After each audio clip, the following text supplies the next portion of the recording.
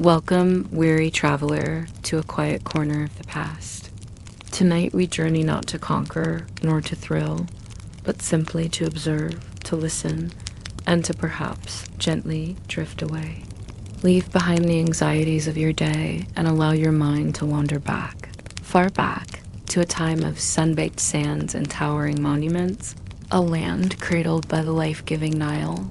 We will explore the ancient world of Egypt, not through the grand pronouncements of kings, but through the whispers of daily life, the subtle movements of the forgotten, and the slow, deliberate march of time itself.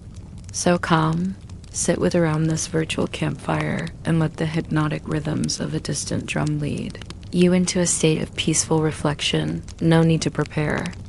No need to bring anything but an open mind and a willingness to simply be. For here in this timeless realm, we won't be seeking answers, but simply contemplating the mysteries of existence. So come, traveler, and let the ancient world of Egypt soothe your troubled mind. Let's go back in time and imagine what a day in the life of a worker looked like in ancient Egypt. The scorching sun beat down upon the massive stone blocks, each one a silent witness to the enduring legacy of the pharaohs. In the heart of this ancient Egyptian quarry, amidst the towering limestone giants, stood the workers, their silhouettes etched against the blazing horizon. Their task to extract these colossal stones, a testament to the insatiable appetite of the pharaohs for grandeur. But what was a day in the life of these laborers really like? What did they eat? Where did they sleep? How did they endure? Join me as we delve into the depths of this ancient world, where the sands of time hold secrets waiting to be unearthed. As the first rays of sunlight began their ascent, chasing away the remnants of darkness, the workers stirred. Their slumber, if it could be called that, had been fitful, disturbed by the echoes of the quarry and the gnawing pangs of hunger. For these men, there was no luxury of a leisurely morning, no time for contemplation or the simple pleasures of existence. Their day began abruptly, dictated by the whims of the overseers and the rising sun. With a weariness born of countless such dawns, they rose, shook off the sand and dust of slumber, and prepared to face another day in the unforgiving embrace of the quarry. The scene at the quarry was one of controlled chaos. The workers, their bodies bronzed by the unrelenting sun, moved with a practiced efficiency born of necessity and repetition. Some hefted hefty stone hammers, their copper chisels glinting in the sunlight. Others wielded long hooks and levers, their bodies contorted with the effort of guiding massive stones into position. The air vibrated with the resonant thud of stone on stone, the scrape of metal on granite, and the low murmurs and grunts of men straining against the immensity of their task.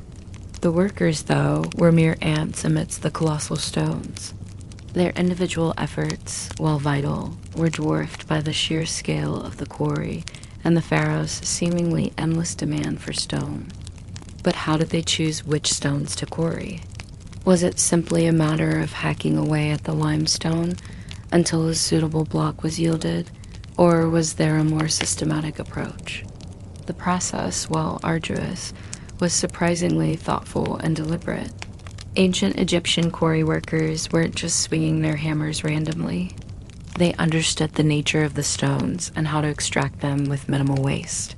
They would start by identifying a suitable rock face, one that displayed the quality and quantity of stone necessary for the pharaoh's projects. Using basic surveying techniques, they would then map out the potential quarry, calculating the angles and dimensions of the blocks they hoped to extract. Once this initial assessment was complete, the real work began. The workers would start by cutting vertical grooves into the rock face using long, thin chisels and heavy hammers. These grooves would serve as channels for wedges, thin slivers of wood or stone that would be inserted into the cracks and expanded using water pressure. The water, when forced into the narrow fissures, would seep into small holes drilled into the wedges. As the water expanded, it would exert a tremendous force, splitting the stone and allowing the quarry workers to extract massive blocks with relative ease. While this method might seem rudimentary, it was remarkably efficient and allowed the Egyptians to quarry some of the largest and most precisely cut blocks in the ancient world. Amidst this organized chaos, the workers moved with a grim determination. Their task was monumental, yet they toiled on, driven by the promise of a meager wage and the ever-present threat of punishment. For these men, there was no glory in their labor, only the harsh reality of survival. Their bodies bore witness to the toll of their labor, their hands calloused and scarred, their backs bent from years of carrying heavy burdens. Yet they persisted, their movements economical, their gazes fixed on the task at hand. As the hours crawled by, the workers took brief, surreptitious sips from their water skins. The liquid, often more a muddy brown than clear, was a precious commodity in the parched Egyptian heat. Hydration was crucial, not just for their physical well-being, but also to maintain their strength and endurance in the face of exhaustion. A dehydrated worker was not only less productive, but also more susceptible to the lash of the overseers. Thus, each man guarded his water jealously, rationing it out to sustain himself through the relentless heat. And what of their meals? What sustenance did these laborers consume to keep their bodies going? The food provided to the workers was as unappealing as their living conditions. A simple diet of stale bread, onions, and occasionally lentils or beer. These foods, while filling, were monotonous and devoid of flavor. The bread, often hard and dry, required a lot of chewing and provided minimal nutrition. Onions, while offering some vitamins and minerals, were in season only during certain parts of the year. The beer, though, was a bit of a luxury. Not only did it provide some calories, but it was also a welcome distraction from the monotony of their tasks. Often shared in communal clay cups, the beer was a momentary source of camaraderie and relaxation, allowing the workers to momentarily forget their aching muscles and the unforgiving glare of the overseers. But the relentless sun continued its climb, and with it, the intensity of the heat. By midday, the air shimmered with shimmering waves, distorting the world into a hazy mirage. The workers, their bodies slick with sweat, toiled on, their movements becoming slower, their breaths more labored. The sun, a malevolent deity, seemed to gloat in their misery, its rays beating down with unrelenting fervor. The shade, a distant memory, the workers were enveloped in a furnace of their own making. The quarry echoed with the sounds of their strained efforts, the scrape of tools against stone now taking on a desperate urgency. The silence of a whip cracking or an overseer's shout was more terrifying than any roar of anger. The quarry at this hour was a crucible, testing the limits of human endurance. As the afternoon wore on, the workers began to flag. The relentless heat sapped their strength, turning their muscles to lead and their limbs heavy. The once precise movements became ragged. Their gazes, once resolute, were now clouded with fatigue. The overseers, with their whips held high, became more active, their shouts echoing ominously through the quarry. The risk of punishment loomed larger, amplifying the workers' desperation. Finally, as the sun began its descent, casting long shadows across the quarry, the signal came. It was time to cease work for the day. The overseers, their task for the moment complete, allowed the workers a brief respite before returning to their makeshift shelters on the edge of the quarry. Relief washed over the workers, but it was short-lived. The threat of the next day's toil hung over them, a dark cloud on the horizon. The evening brought little respite. The workers, their bodies aching, gathered around small fires, sharing meager meals of bread and onions. The taste of their food, bland and unappetizing, was lost on them. Eating was not a pleasure, but a necessity. Sleep, when it came, was fitful, punctuated by dreams of the quarry and the threat of its relentless routine. And so, day after day, the workers returned to the quarry, their bodies bearing the scars of their labor, their spirits broken by the unending toil. They were nameless, faceless beings, existing solely to serve the insatiable needs of the pharaohs. Their lives were measured in the extraction of stone, their existence defined by the relentless cycle of quarrying, transporting, and erecting the monuments that would outlive them.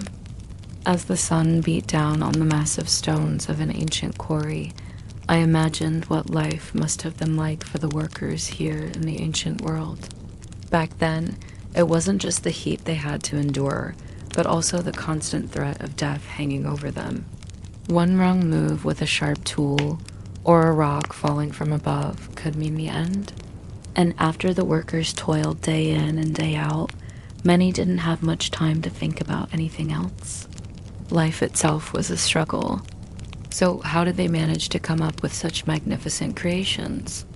How did they manage to build the pyramids and other monumental constructions? We know that many of these projects took years to complete and involved huge teams of architects, engineers, and construction workers. But it's easy to forget that during those years, the workers here at the quarry probably hadn't even seen the end product. They would have been working day after day in the sweltering heat, creating massive stones for walls that would one day become someone else's tomb. The vastness of the tombs is breathtaking. The most famous of them, the Great Pyramid of Giza, stands almost 150 meters high and contains over 2 million stone blocks. However, for the average worker, life was simple and repetitive, consisting of digging and shaping the rough stones until they were ready to be transported to wherever they were needed. This work was hard and dangerous, but the workers needed to eat and support their families. So they returned day after day to the quarry. At that time, there were about 100 quarries around Cairo where they dug and shaped limestone and granite. But this work was considered boring and dangerous, so no one volunteered for it. Those who worked there were usually slaves or prisoners of war who had no other choice. Work in the quarry was divided into different areas. Some worked in teams to dig out large blocks of stone, while others sat on low stools, carefully chiseling away at the edges until they were smooth. The tools they used were very primitive, mostly made of copper and diorite, a very hard type of rock. They used these tools to cut and shape the stone blocks, turning them into the right size and form. Once the blocks were finished, they were rolled to the side and left there until someone came to collect them. Then they were transported to the construction site. The workers who actually built the pyramids and temples didn't get to see the final result either, because each project took many years to finish. Someone else would have put the finishing touches on their work, and no one would have known that it was their hands that had created the impressive structure. Sometimes the workers had to write down their names or leave marks on the stones they carved so that everyone would know that they were the ones who did the work. Many of these names have been lost to history, but we do know the name of one of the builders. Khufu's pyramid was built by a man named Hemunu. We don't know if he was a real pharaoh, as some believe, but we do know that he was an architect and supervisor of all construction work. His name appears on a small stele in the British Museum. On it, he talks about all the amazing things he built for Pharaoh Khufu, including the Great Pyramid. If it's really him, he probably saw the completed pyramid and realized the scale and grandeur of his creation. But for the other workers, they never got to see the end result of their hard work. Now, please imagine you are a former slave who has just been set free.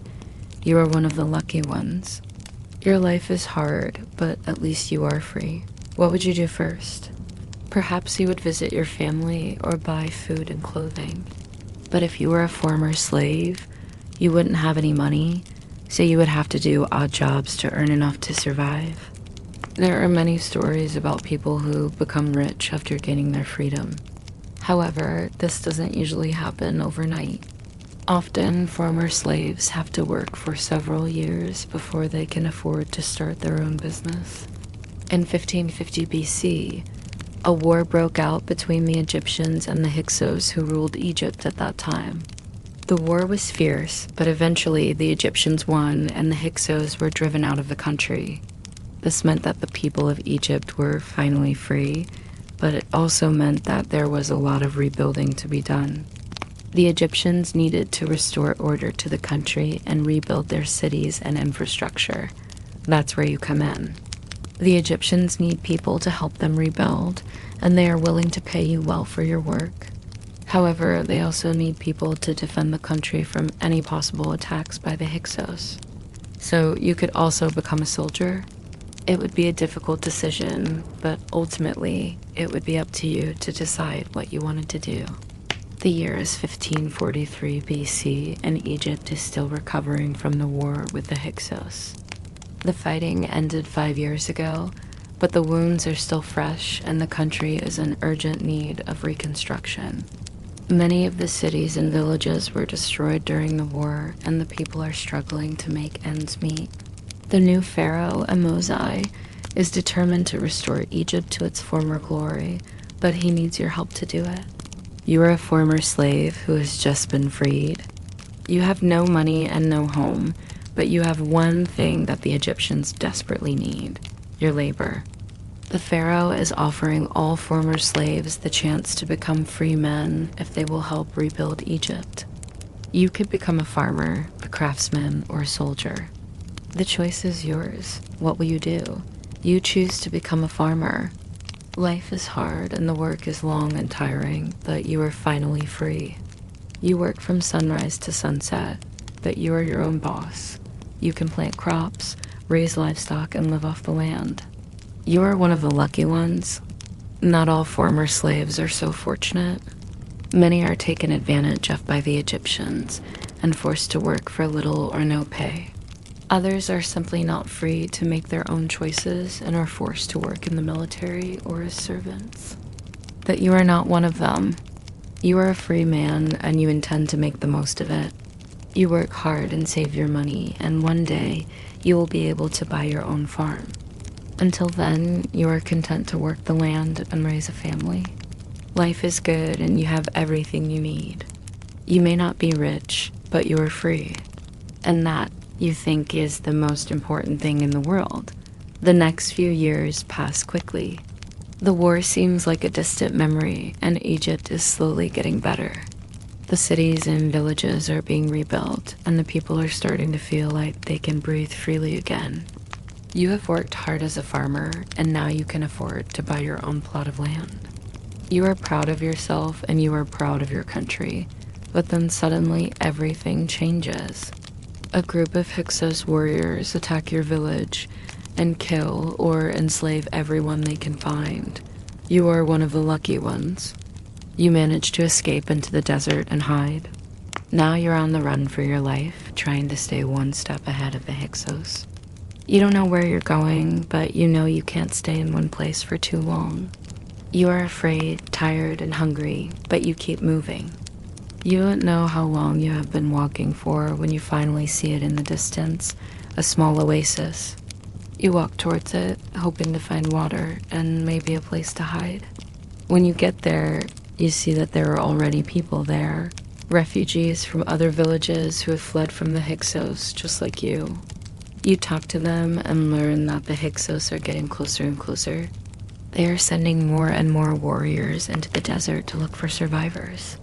You realize that there is nowhere left for you to go. The Hyksos are going to find you, no matter where you hide. You feel hopeless and defeated. You don't know what to do. Suddenly, one of the men tells you that there is a group of Egyptian soldiers nearby who are fighting back against the Hyksos. You don't know what to think. Do you want to join the soldiers and try to fight back against the Hyksos? Or do you want to give up and wait for the inevitable? What will you do? You decide to join the Egyptian soldiers. You don't know what the future holds, but you know that you don't want to give up. You want to fight for your freedom and the freedom of your people. You join the Egyptian soldiers, and together you fight back against the Hyksos.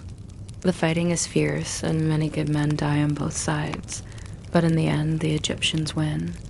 The Hyksos are driven out of Egypt, and peace returns to the land. You are one of the heroes of the day, and the pharaoh rewards you by giving you land and making you a nobleman. You have come a long way from being a slave to being a member of the Egyptian nobility. You are happy with your life, and you know that you have made a difference. The future looks bright, and you are excited to see what the coming years will bring. In the heart of ancient Egypt's eternal grandeur, far from the soaring pyramids and colossal statues, there existed an unlikely stage for one of humanity's earliest recorded labor strikes. Welcome to Deir el-Medina, the village of the Mead in the shadow of the Great Pyramids. For almost 500 years, starting from the 18th dynasty and continuing into the 20th dynasty, the village bustled with activity. It was here that the master sculptors, painters, and scribes, alongside the laborers, diligently crafted and painted the ornate tombs that line the Valley of the Kings and the Valley of the Queens, but their dedication was not without its cost. For within these tombs, amidst the eternal rest of Egypt's mighty pharaohs, lay another story, a tale of human struggles and triumphs. The quiet revolution began subtly enough. The workers of Deir el-Medina were not a homogeneous mass. They ranged from the highly skilled artisans who designed and created the intricate works of art adorning the tombs to the laborers, who toiled to complete the monumental tasks of excavation and construction. Many of them, although skilled and indispensable to the pharaoh's legacy, were far from the esteemed elite of Egyptian society. Some were captured subjects from neighboring lands, Nubia, Syria, and Palestine, who found themselves in a strange land, far from their homes, working under the watchful gaze of a foreign sun. Others were born into their roles, their fathers having passed down to them the tradition of tomb building from one generation to the next. Over time, they developed their own culture, their own customs, and a strong sense of identity. They lived in a tightly knit community on the west bank of the Nile, separated from the grandeur of the royal court, their lives a microcosm of ancient Egyptian society. Their days were structured and disciplined.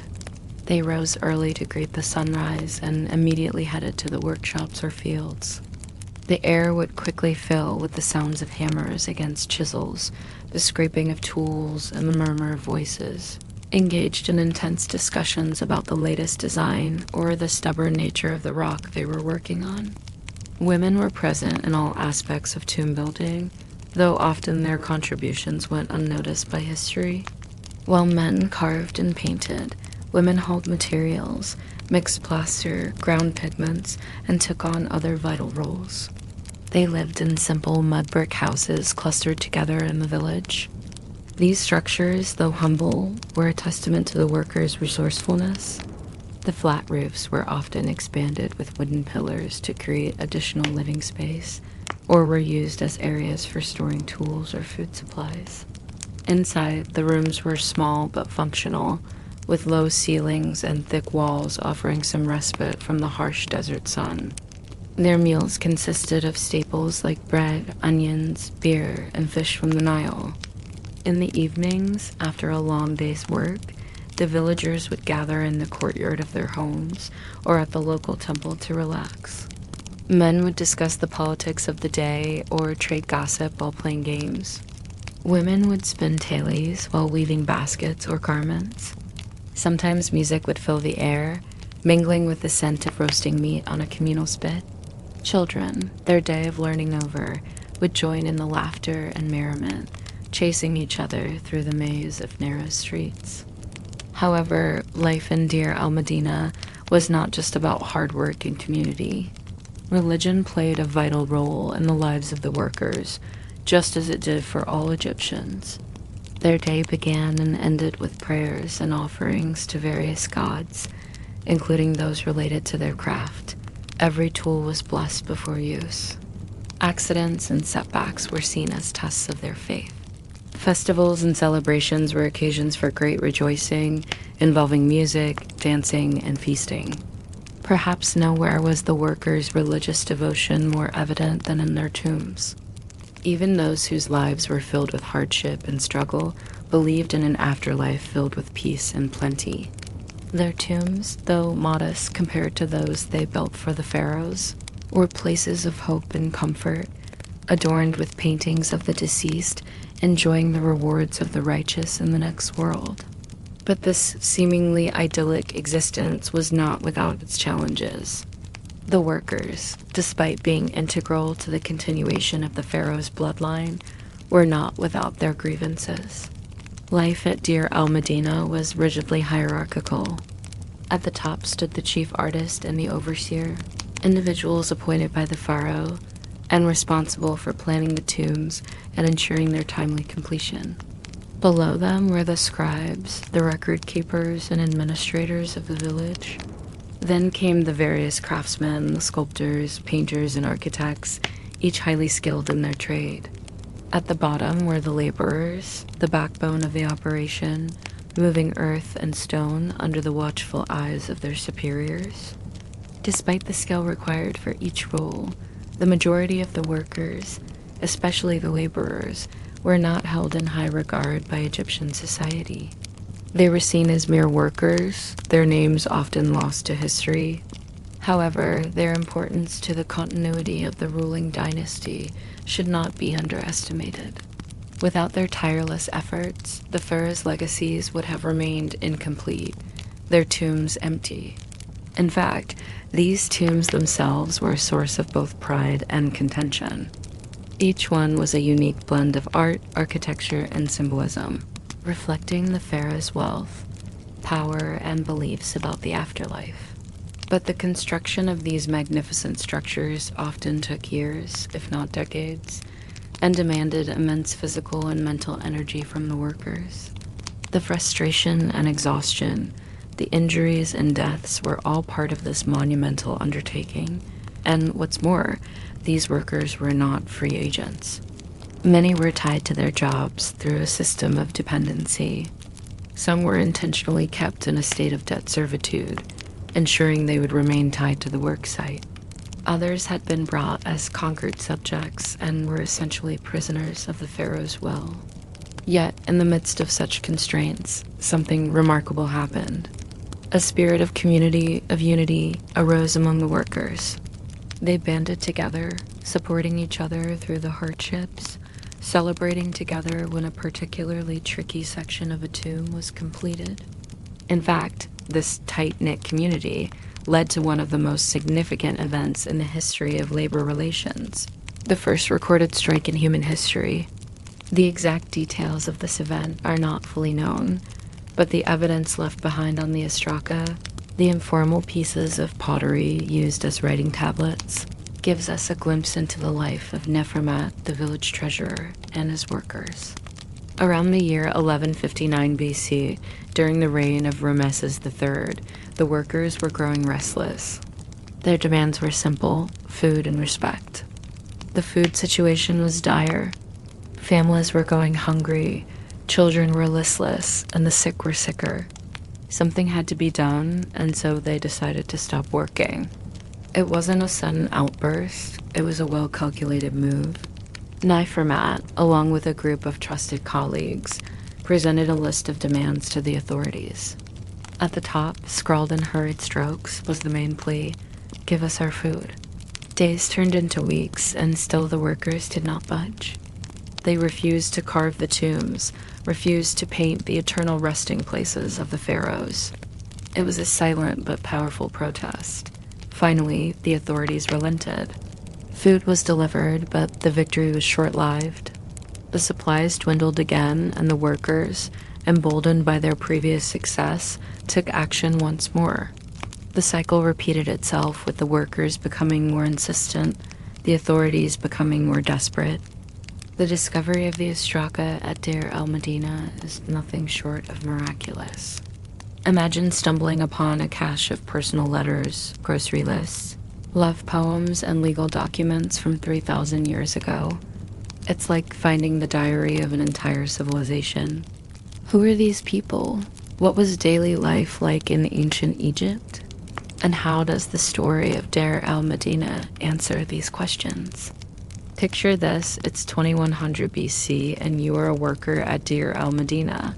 an ancient Egyptian town built for the artisans who created the magnificent tombs of the Valley of the Kings.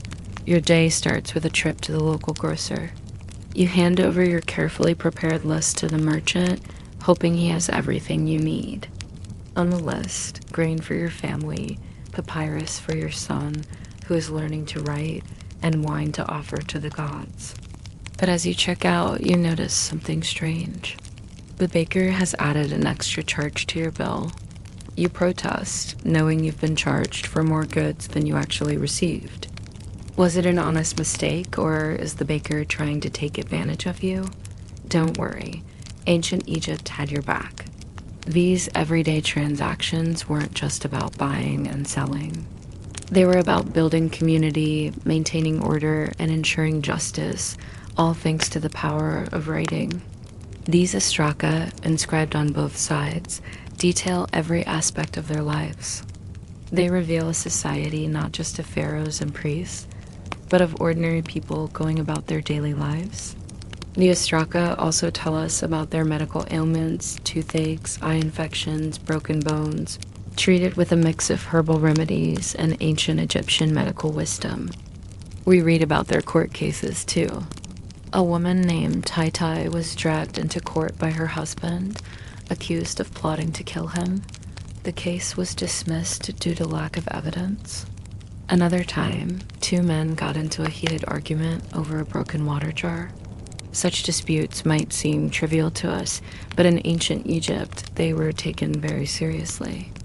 The written record shows that even humble individuals like farmers and laborers could take their grievances to court and seek justice.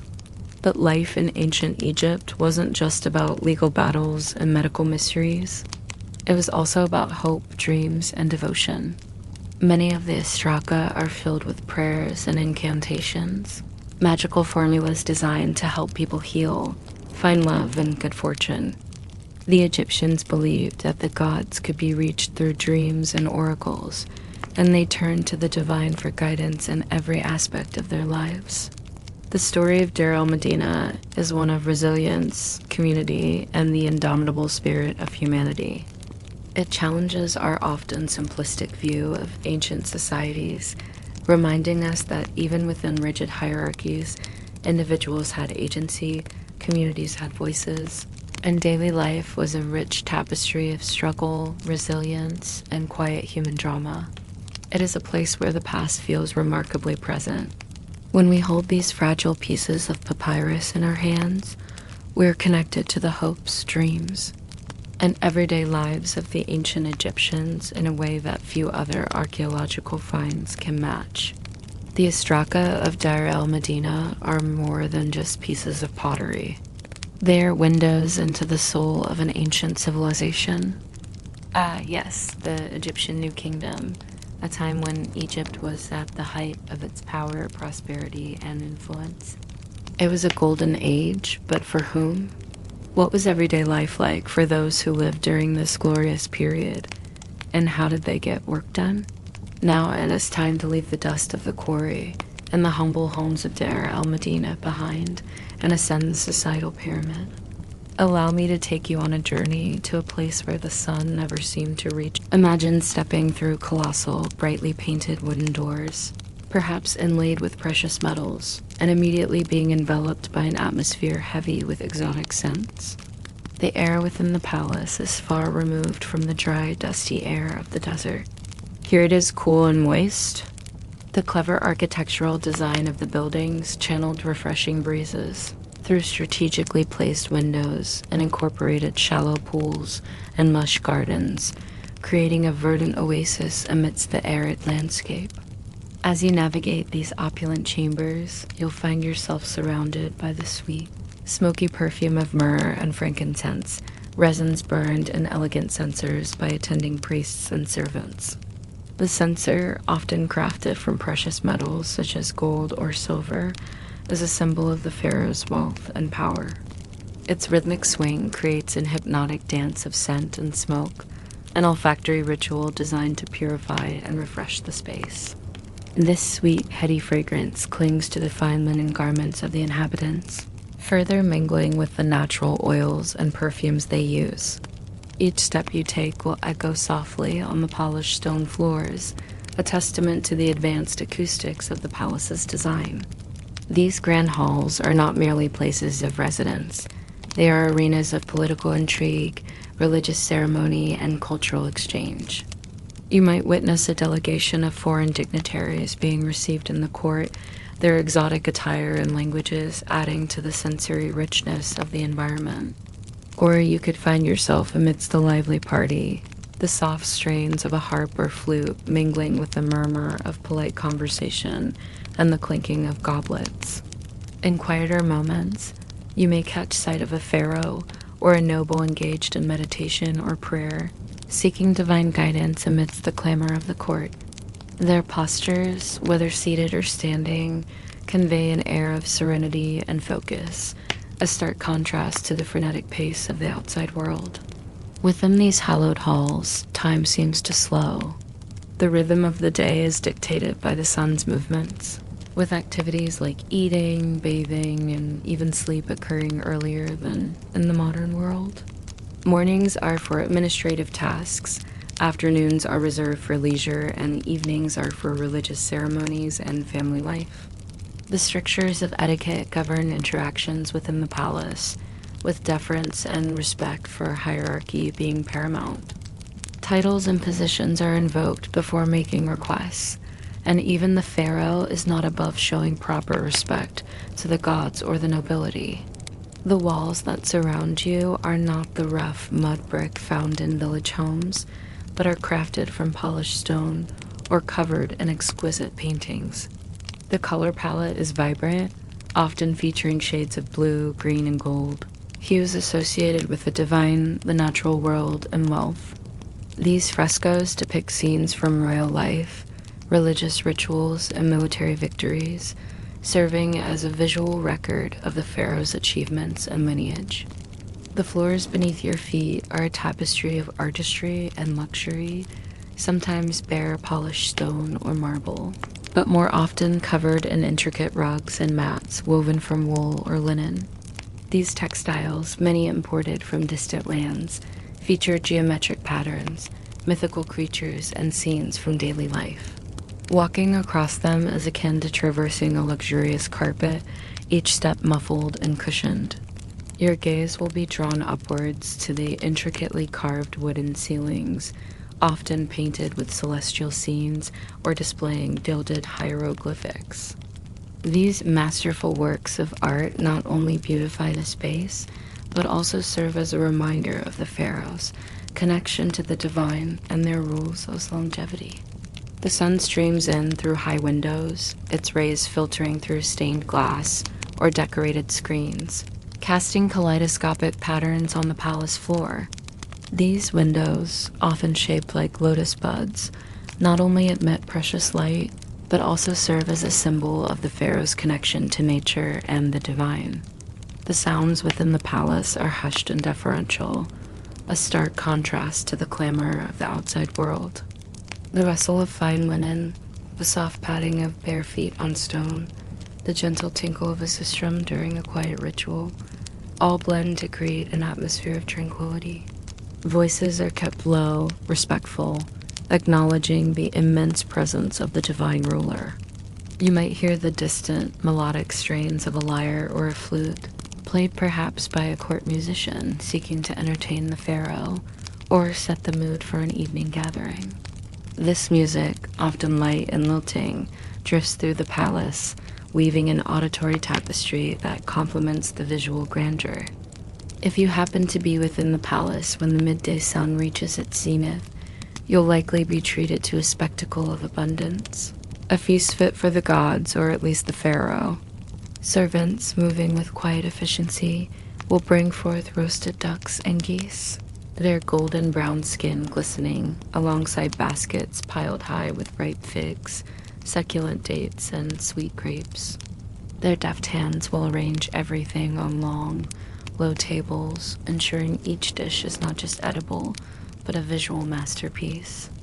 Bowls of rich stews seasoned with herbs and spices will offer a symphony of flavors and textures, while loaves of fine white bread far removed from the coarse bread of the workers will be presented alongside jars of cool sweet beer and fine wine, perhaps imported from distant lands. Each bite is an explosion of taste, a testament to Egypt's fertile lands and the skill of its cooks. The midday heat does little to dampen the appetite when the fare is this exquisite. And then there are the vessels themselves, often crafted from gold or silver and adorned with intricate designs. They become works of art in their own right. Eating from them is not just a culinary experience, it's a communion with the divine. The very tools used for consumption become extensions of the senses, enhancing the flavors and textures of the food. After the midday feast, the tempo of the palace might slow. It's a time for rest before the afternoon activities commence. The heat of the sun at its peak is not to be trifled with, so the nobility and pharaohs retreat to cooler chambers, perhaps engaging in quieter pursuits. Some might turn to writing, carefully inscribing papyrus scrolls with the latest decrees or recording historical events. The scratch of the reed pen on the papyrus, though faint, echoes the importance of preserving knowledge and power. Others might engage in games, whether the ancient Egyptian versions of checkers or backgammon, or more elaborate sports such as wrestling or archery. The air is filled with friendly banter as nobles and courtiers vie not just to win, but to do so with style and panache. This is a world where even competition is infused with the grandeur of the court. Perhaps you've had the opportunity to explore the sprawling grounds of the palace, a landscape designed not just for utility, but as a reflection of the pharaoh's power and connection to the cosmos. Formal gardens, with their carefully pruned hedges and symmetrical flower beds, are laid out before you, each plant chosen for its aesthetic appeal or symbolic meaning. The scent of lotus, jasmine, and other exotic blooms fills the air, creating a sensory oasis amidst the grandeur of stone and marble. At the garden's heart, a pool reflects the sky, its placid surface mirroring the heavens and blurring the line between earth and divinity. The sight of this liquid mirror, especially in the shimmering heat of the Egyptian midday, is a reminder of the pharaoh's reflection in the afterlife. As the sun begins its descent, the sky turns to hues of orange and purple, casting long shadows across the palace grounds. If you're fortunate, you might witness this spectacle from a rooftop garden or high window, where the panorama of colors above and the cooling breeze below create a sense of serene anticipation. As the sun dips below the horizon, signaling the beginning of the evening, the palace comes alive with a different energy. The heat of the day recedes, replaced by the gentle murmur of activity. Shadows stretch long fingers across the courtyards, and the scent of incense mingles with the sweet aroma of ripening figs and grapes. The stars begin their nightly procession across the heavens, offering a silent, timeless spectacle to the pharaoh and his court. The transition from day to night is not just a shift in time, it's a transformation in ambience, a subtle reminder of the cyclic nature of life itself. And as the evening deepens, the palace becomes a stage for a new set of rituals and activities. Courtiers gather for evening audiences, where music, poetry, and dance intertwine to create an atmosphere of refined entertainment. Sistra, lyres, and flutes play melodies that echo with the fading light, while dancers, their movements fluid and graceful, enact scenes from mythology or daily life. The pharaoh, the ultimate patron of the arts, observes this spectacle from a raised dais, their presence lending an air of solemn grandeur to the proceedings. As the moon ascends its throne in the velvet sky, the festivities might move to the palace gardens. Here, beneath the silvery glow, intimate conversations are had, alliances are forged, and secrets are shared. The flickering light of oil lamps suspended from trees casts dancing shadows, turning the familiar gardens into a realm of mystery and intrigue. Within the heart of the palace, the pharaoh prepares for slumber, their bedroom, a sanctuary of luxury and solitude. Canopied beds, often crafted from wood imported from distant lands, await their royal occupant. Linen sheets, cool and crisp, are spread upon them, inviting weary limbs to seek rest. The room is not just a place of sleep, but a space for quiet contemplation, where the pharaoh can shed the weight of their responsibilities and commune with their thoughts.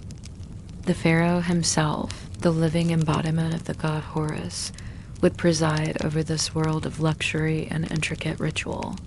His life was a constant cycle of ceremonies, audiences, and sacred duties, all designed to maintain Ma'at, the cosmic order and justice of Egypt. He would wear the double crown, symbolizing his dominion over Upper and Lower Egypt, his body adorned with protective amulets and gleaming jewelry. His presence was awe-inspiring, his movements deliberate, every gesture imbued with symbolic meaning. Surrounding the pharaoh was a vast and intricate hierarchy of officials, priests, and courtiers.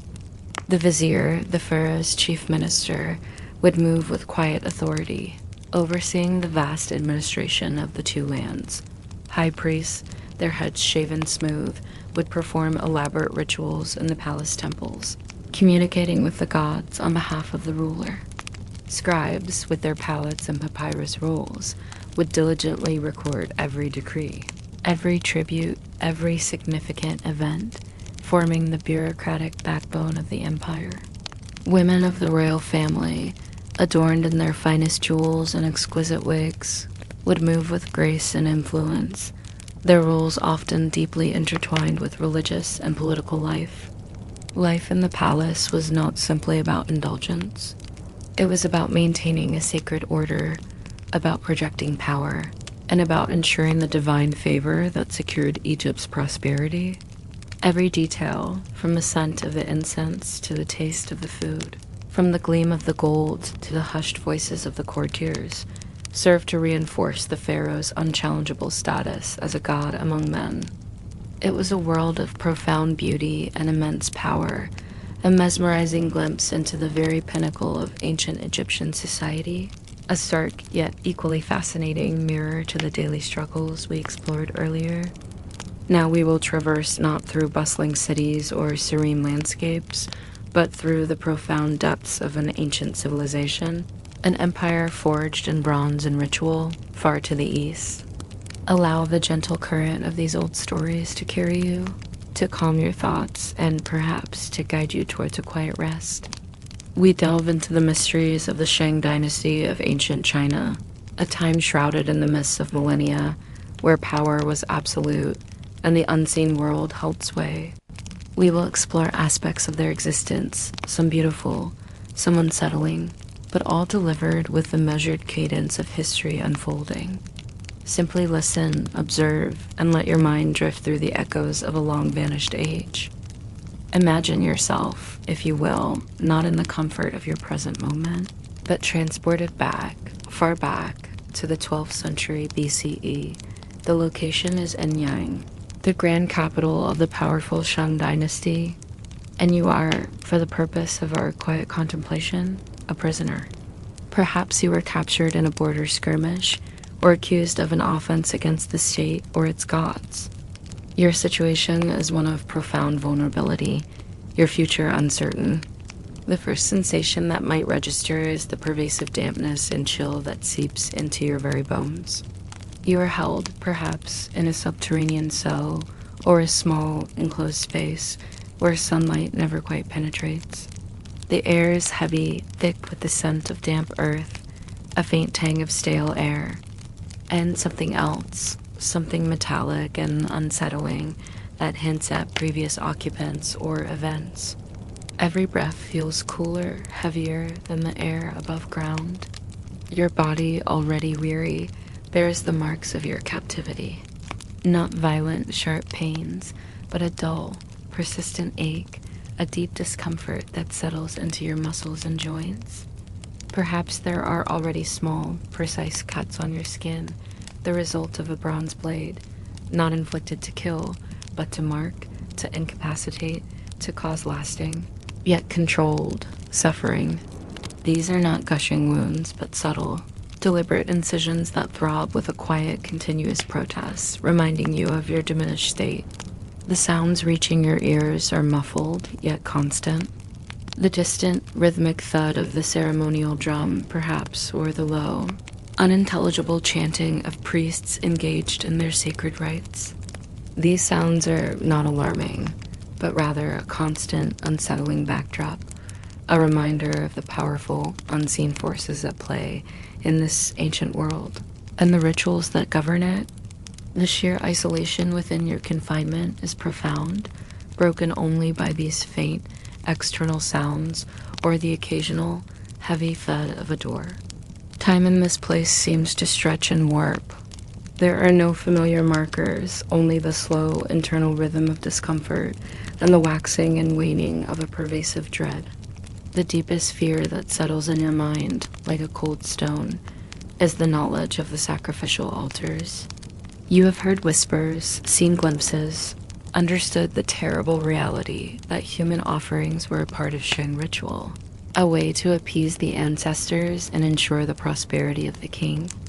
The thought of becoming such an offering, of your existence being utterly consumed by a sacred yet terrifying purpose, is a shadow that dances at the edge of your awareness, a silent, chilling anticipation. You might find yourself contemplating the meaning of your suffering, the reasons behind this grim reality. The Shang rulers believed deeply in the power of their ancestors and the necessity of appeasing them through elaborate rituals which often included offerings of grain, animals, and at times humans.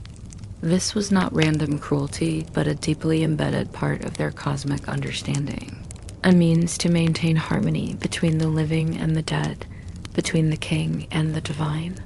Your existence in this moment is intertwined with this grand yet brutal belief system. The hours pass in this quiet torment, marked by the persistent ache, the damp chill, and the looming shadow of the unknown. Sleep, when it eventually comes, might be shallow, disturbed by the heavy air and the weight of your circumstances. To endure even a short time in such a state, to face such a profound loss of control and the terrifying prospect of ritual sacrifice, speaks to a reality far removed from our own, a harshness woven deeply into the fabric of daily life in the ancient Shang world. The rhythm of their lives, for some, was a constant struggle for survival against both human and unseen forces. From the chilling personal experience of a Shang prisoner, let us now broaden our gaze to the very pinnacle of power within that same ancient civilization. We turn our attention to the figure whose actions, whose very character, would ultimately bring about the downfall of the mighty Shang dynasty itself, King Zhou of Shang. His story is one of excess, of cruelty, and of the slow, inevitable unraveling of an empire, all unfolding in the measured, deliberate pace of history.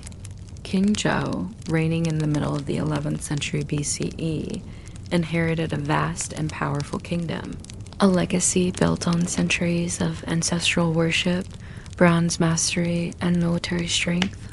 Yet history remembers him not for his achievements, but for his perceived moral failings and the legendary depravity of his court.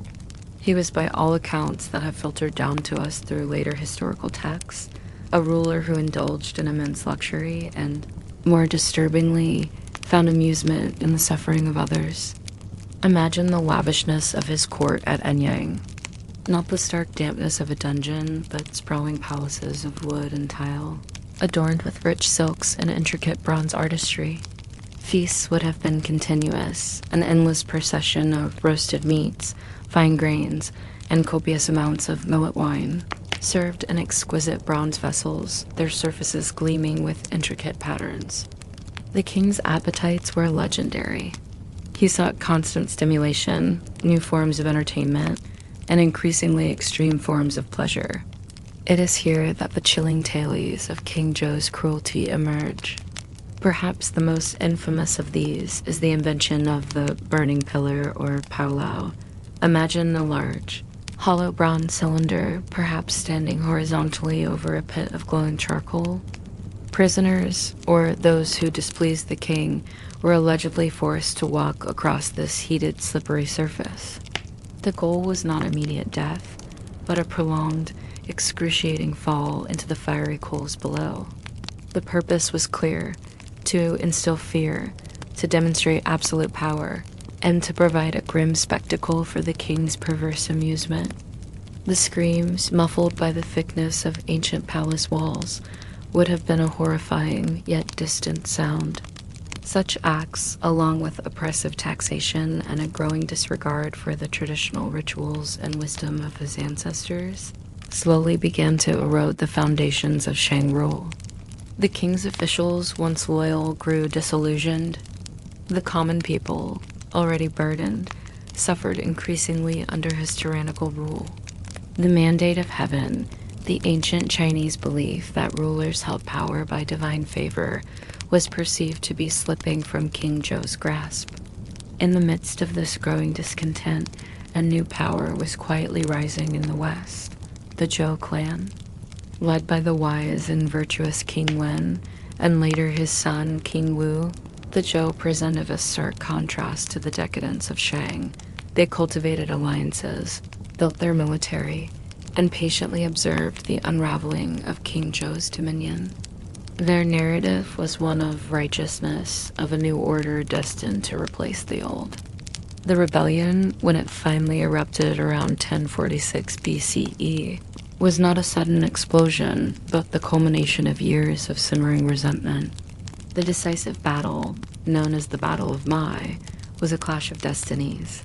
King Zhou's army, perhaps numerically superior but demoralized and poorly led, faced the disciplined and ideologically fervent Zhou forces. Many of Shang's own soldiers, including slaves pressed into service, reportedly defected or refused to fight, sensing the inevitable shift in cosmic favor. As the battle turned decisively against him, King Zhou, witnessing the collapse of his empire, made a final dramatic choice. He retreated to his opulent deer terrace pavilion, a symbol of his extravagant rule. There, amidst the very luxuries he had so zealously pursued, he reportedly adorned himself with his most precious jade ornaments and set fire to the pavilion, perishing in the flames. His death was not a quiet end, but a fiery self-imposed judgment, echoing the very instruments of torture he had devised. With the death of King Zhou, the Shang dynasty, which had reigned for over 5 centuries, finally came to an end. The Zhou dynasty rose from its ashes, ushering in a new era for China, one that would profoundly shape its philosophy, governance, and culture for millennia. The story of King Zhou serves as a powerful yet calmly delivered historical lesson that even the most absolute power can crumble when divorced from the well-being of its people and the perceived favor of the divine. It is a tale of tyranny yielding to a profound shift in power, echoing softly through the ages. Having witnessed the grand, tragic narrative of King Zhou, let us now turn our attention to one of the most remarkable and enigmatic archaeological discoveries of the Shang dynasty: the oracle bones. These seemingly simple fragments of bone and turtle shell offer us a direct, unvarnished glimpse into the very heart of Shang's spiritual life, revealing not just their beliefs, but the chilling realities that often accompanied them. Imagine a scene not of grand battles or lavish courts, but of a quieter, more solemn ritual. Shang kings and their diviners faced a world filled with uncertainty. Would the harvest be abundant? Would a military campaign be successful? Would a particular illness pass? To seek answers, they turned to their ancestors and the powerful deities, and their method of communication was through divination by pyromancy or fire. The process was precise and ritualistic. A diviner, often in the presence of the king, would take a carefully prepared scapula bone from an ox or the plastron of a turtle shell. Small, oval-shaped hollows would be carved into the back of the bone or shell. Then a heated bronze rod would be applied to these hollows. The intense heat would cause the bone to crack, forming distinctive T-shaped fissures on the front surface. It was these cracks that held the answers. The diviner would interpret the pattern of the cracks, communicating the message from the ancestors or deities to the king. And here is where the true wonder, and indeed the grim truth, of these artifacts lies. After the divination, a scribe would often inscribe the question, the king's interpretation, and sometimes even the outcome directly onto the bone itself, using a stylus to carve the earliest known form of Chinese writing. These are the oracle bone inscriptions, a direct, unfiltered record of Shang thought and ritual. Thousands upon thousands of these oracle bones have been unearthed, primarily from the royal Shang capital of Anyang. They reveal a society obsessed with the divine, where every significant event, from a toothache to a military expedition, was first put before the ancestors. And within these inscriptions, we find frequent, unsettling references to human sacrifice. The mystery here is not just in how they divined, but what these divinations often concerned, and who the victims were. Were the individuals chosen for sacrifice selected through these very divinations? The bones don't explicitly state, this crack means that so and so should be sacrificed. Instead, they often record questions like, will we capture X number of Kong for sacrifice? Or statements confirming, we sacrificed X number of prisoners on this day. The Kong people were frequently mentioned as sacrificial victims, often captured during military campaigns, suggesting a grim link between warfare and religious practice. Think about the implications. If you were a prisoner of the Shang, as we imagined earlier, your fate was not just at the whim of a cruel king, but potentially predetermined by the will of the ancestors, as revealed through these fiery cracks in bone. It adds a chilling layer of impersonal, ritualistic dread to their suffering. The priests, with their chants and their heated rods, were not merely torturers, but intermediaries with the divine. Acting on what they believed to be sacred instruction, the oracle bones also illuminate the depth of ancestor worship in Shang society. The kings believed their power and the well-being of the kingdom depended entirely on maintaining a good relationship with their deceased ancestors. These ancestors, in turn, were believed to mediate between the living king and Di, the supreme deity. Sacrifices, including human ones, were seen as vital nourishment and appeasement for these powerful ancestral spirits. It was a symbiotic relationship, albeit one with a very high cost for some. The archaeological sites at Inyang, where these bones were found, also contain vast pits filled with the remains of human sacrifices, corroborating the grim records on the oracle bones. These findings, when combined with the written evidence, paint a powerful and haunting picture of a society where life, death, and the divine were intricately and often brutally intertwined. The enigma of the oracle bones thus allows us to peer into a worldview fundamentally different from our own. It sparks a quiet curiosity about the nature of belief, the power of ritual, and the profound ways in which ancient people sought to understand and control their destinies, even when those paths led to the most somber of conclusions. The soft crackle of a heated bone, the scratch of a scribe's stylus, these are the gentle echoes of a powerful and mysterious past. From the unsettling revelations of the oracle bones and the grim fate of the condemned, let us now pivot to the other end of the Shang social spectrum. We step into the tranquil, yet equally ritualized, world of a Shang noble's compound, a place of privilege, refined aesthetics, and deep connection to the spiritual realm.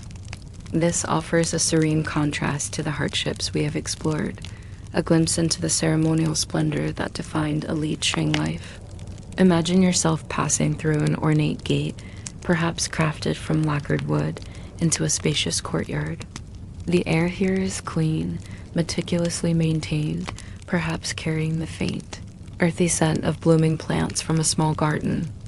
Unlike the dampness of a prisoner's cell or the dust of the common fields, this space exudes an aura of order and controlled elegance. The buildings surrounding the courtyard would be constructed of timber and packed earth. With gracefully curved roofs, their surfaces perhaps adorned with vibrant paints or intricate carvings. Inside, the nobles' chambers would be furnished with a minimalist aesthetic, yet every item would speak of craftsmanship and value. You might observe a low, lacquered table, perhaps inlaid with a delicate pattern, and exquisite jade ornaments carefully placed on display. Jade, with its cool, smooth touch and lustrous sheen, was highly prized by the Shang elite, not just for its beauty but for its perceived spiritual properties. These pieces, carved into fantastical beasts or abstract symbols, would reflect the soft light, hinting at long hours of skilled labor. The daily rhythm of a Shang noble's life was deeply intertwined with ritual.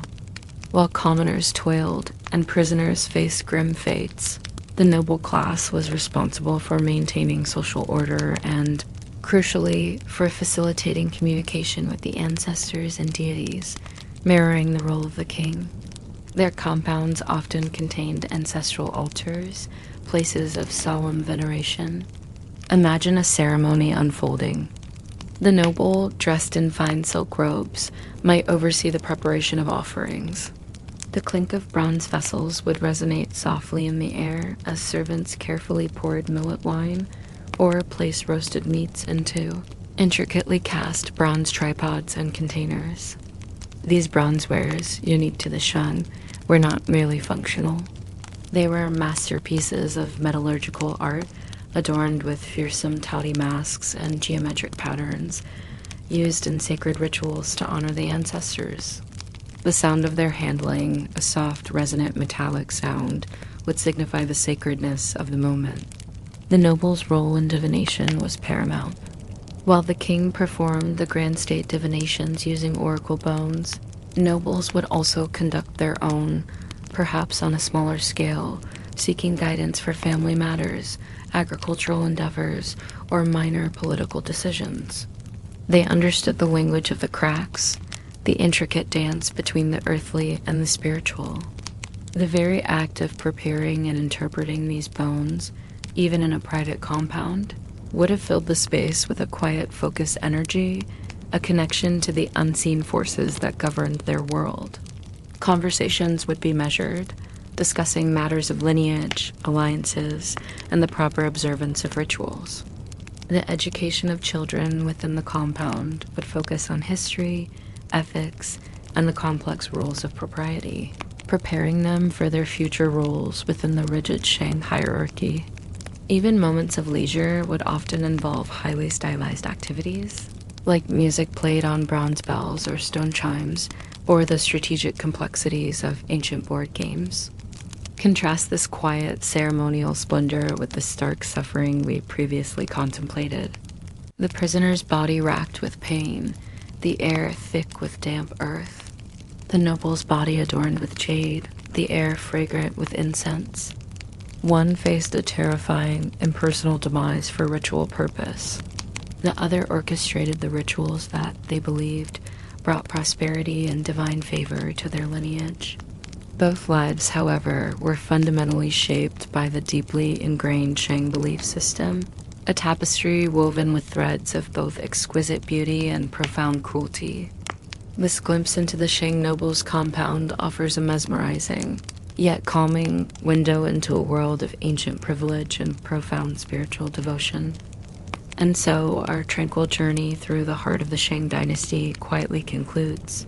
We have walked in the chilling shadow of its grim realities, felt the weight of its king's tyranny, peered into the enigmatic truths hidden within its oracle bones, and finally observed the ceremonial elegance of its noble compounds. From the darkest corners of human experience to the pinnacle of ritualized power, we have explored the profound contrasts that define this ancient civilization.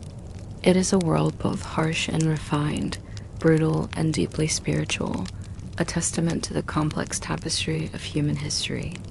As the echoes of these ancient, eerie tales gently recede into the quiet of the past, Allow your mind to drift back to the serene comfort of your own moment, your own space. The bronze gongs have ceased, the crackle of the oracle bones has faded. The journey through this distant, powerful age is complete.